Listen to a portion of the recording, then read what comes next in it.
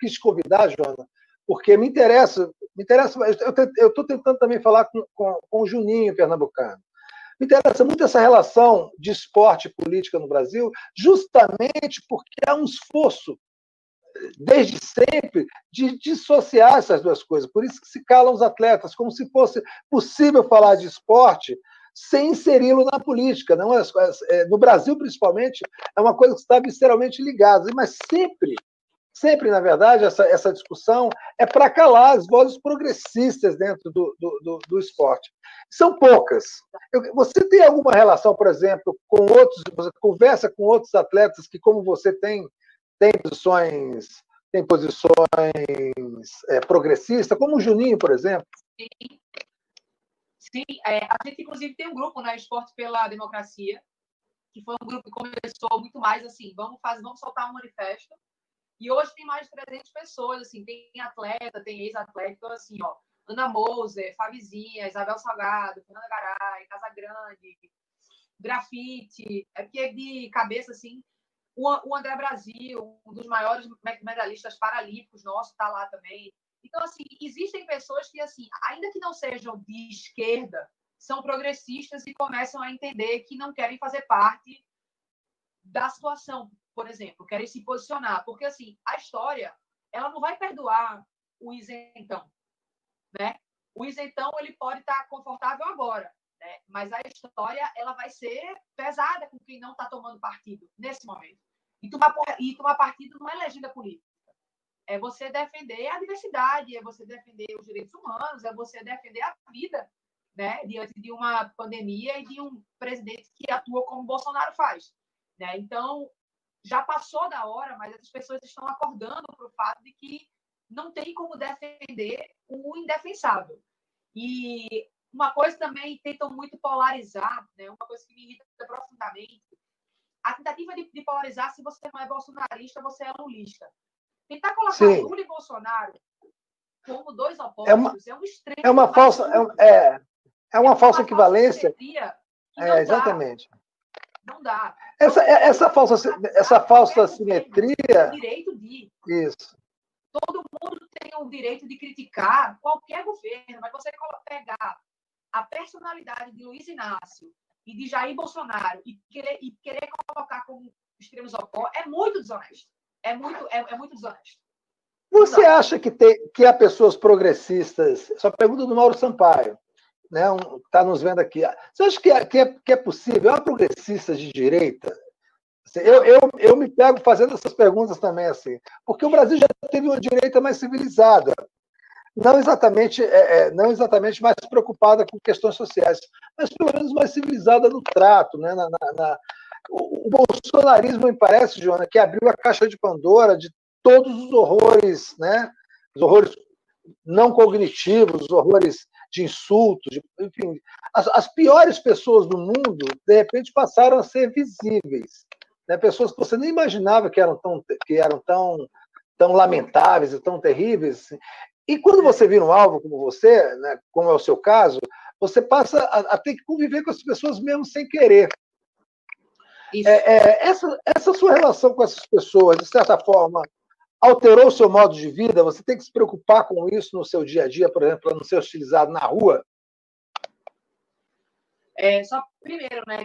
Só aquela pergunta. O progressista de direita, para mim, é o liberal. É a feminista branca liberal, entendeu? É a que acha que existe um capitalismo soft. Para mim, esse é o progressista de direita. É muito engraçado porque, ao vivo, essas pessoas não têm coragem de me interpelar, por exemplo. Entendeu? Você vê aquela Joana ali e tal, dependendo de onde está, mas eu nunca tive nenhum enfrentamento cara a cara, não. A coisa é na rede social, assim. Eu não passo pelo que Manuela Dávila passa, por exemplo. Né? E muito porque eu estou no Nordeste, né? No Nordeste, querendo ou não, a gente somos mais progressistas do que no Sul, pode-se dizer. Então, esse corte regional aí, ele me beneficia nesse sentido. Tem uma pergunta aqui do Vilmar Vilauba, interessante. Qual é a sua posição sobre a presença de pessoas trans no atletismo, no vôlei e outros esportes, né, em relação aos demais atletas? Eu lembro, Essa eu lembro, pergunta é boa. eu lembro que teve um problema de uma jogadora de vôlei trans Da que Tiffany, sofreu bastante preconceito por conta de ser uma atleta trans. O que você acha disso? Sobre isso, a gente precisa avaliar essa situação primeiro no campo das regras. O que é a regra disso hoje? Que atletas trans com os exames, X anos da transição, provando, eu acho que nível de testosterona, podem jogar. Então, as mulheres trans que jogam hoje, elas não estão burlando regras. Ponto. Elas estão jogando de acordo com as regras. Se essas regras vão mudar para autorizar ou desautorizar, que isso seja feito no campo da ciência. E a ciência, hoje, ela não é conclusiva a respeito de vantagem ou equidade. O que a gente não pode permitir de maneira nenhuma é a tentativa da direita, mais uma vez, de cooptar para si essa luta, trazendo esse viés transfóbico e conservador. Hoje, Tiffany, qualquer outra mulher trans que atue no vôlei ou qualquer outra modalidade, se está atuando, está dentro da regra. E a gente tem que trabalhar com regra e com a ciência, não é na base do achismo. É isso. Na verdade, é um preconceito moral. Né? Tem até uma pergunta legal aqui da Liana Carlan, que é advogada em Natal, no Rio Grande do Norte. Como é que a Juna vê essa relação entre religião, esporte e política? É possível correlacionar esses elementos para estabelecer a situação de retrocesso que a gente tem hoje na política?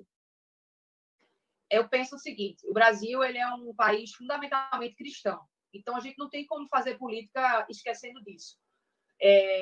Uma vez eu escutei algo que eu concordo muito. É tipo, Dona Maria, que ganha um salário mínimo por mês, ela é fundamentalmente cristã e ela também é classe trabalhadora.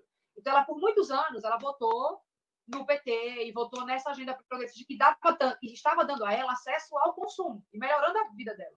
De repente, ela continuava indo para a igreja todo domingo. Ela começa a escutar, né, a partir de 2013, que a gente não tinha mais ali como falar mais em teoria da prosperidade.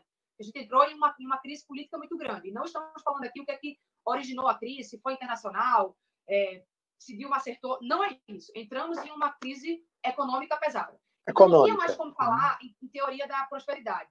E aí, na igreja, o pastor ou o padre, ou o que quer que seja, começa a falar, Dona Maria, aqueles dois homens se beijando ali, eles vão acabar com a sua família. Dona Maria deixa de pensar no acesso ao consumo que ela estava tendo, e aí essa direita começa a botar na cabeça dela, apesar de Dona Maria ser classe trabalhadora, de que a família dela vai ser destruída. Então, a gente sai daquela teoria da prosperidade e volta para essa ideia do conservadorismo. Então, a gente perde esse grupo de pessoas. Eu acho que foi esse elo que a gente perdeu. Eu não sei como, mas a gente precisa voltar a dialogar com a classe trabalhadora, que é fundamentalmente cristã, porque o Brasil é um país cristão.